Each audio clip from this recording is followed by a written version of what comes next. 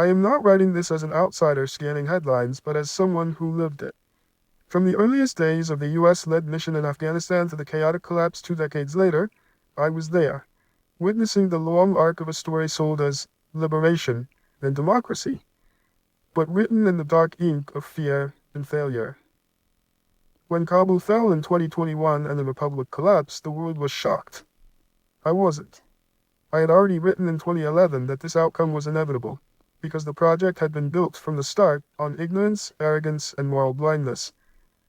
Even 2 years before that article in a televised interview, I had said plainly that the dollar-built army would crumble soon. My reference was to the US-created Afghan National Army.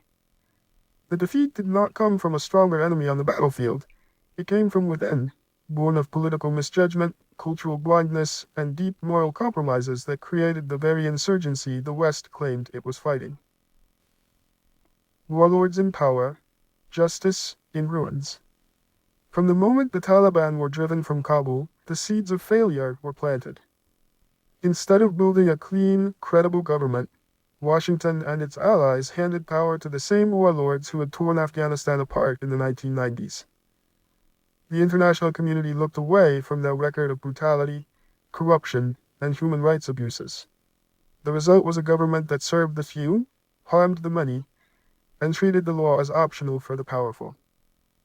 One incident stays with me. General Abdul Rashid Dostum's assault on fellow Uzbek Ahmad Aishchi. It made headlines and drew condemnation, but Dostum faced no real consequences. To ordinary Afghans, the message was clear. In this new democracy, justice was still for the weak, not for the well-connected. Cultural arrogance and systemic exclusion. The U.S. mission was not only politically tone-deaf, it was culturally insulting. I saw firsthand how the new Western-aligned elite mocked the Pashto language, traditional dress, and customs.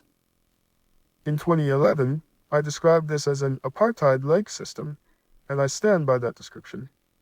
The Pashtun majority, especially in the South and East, was systematically excluded from political participation, shut out of economic opportunity, and frequently treated as enemy territory. Foreign forces and their Afghan partners never understood that culture here is not a side issue.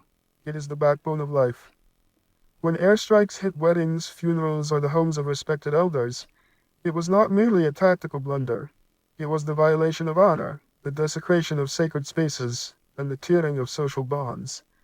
Each such tragedy became a powerful recruitment tool for the Taliban, turning civilians into willing fighters. A war of ideas, not just bullets. From the start, Afghanistan's war was never purely military. It was a struggle over values and identity. Yet the West fought it as a narrow counter-terrorism campaign, viewing territory to be controlled rather than people to be won over. Killing a respected mullah or village elder without cause produced more insurgents than it eliminated. These men were the spiritual and social anchors of their communities. To kill them without due process was seen as a direct attack on faith and way of life. The spiritual authority of a local mullah, living in the same simple poverty as his followers, outweighed the hollow promises of a Kabul minister arriving in an armored vehicle. The bigger geopolitical game. As I wrote a decade ago, Afghanistan was never just about the Taliban or Al-Qaeda.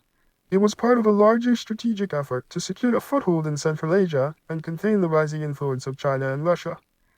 But instead of strengthening its position, the U.S. sank into a long, draining quagmire, alienating its neighbors and pushing them toward Moscow and Beijing.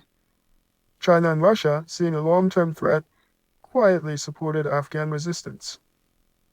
The inevitable end. The U.S. defeat in Afghanistan was no accident. It was the natural result of a 20-year occupation that ignored culture, entrenched corruption, and alienated the very people it claimed to be saving.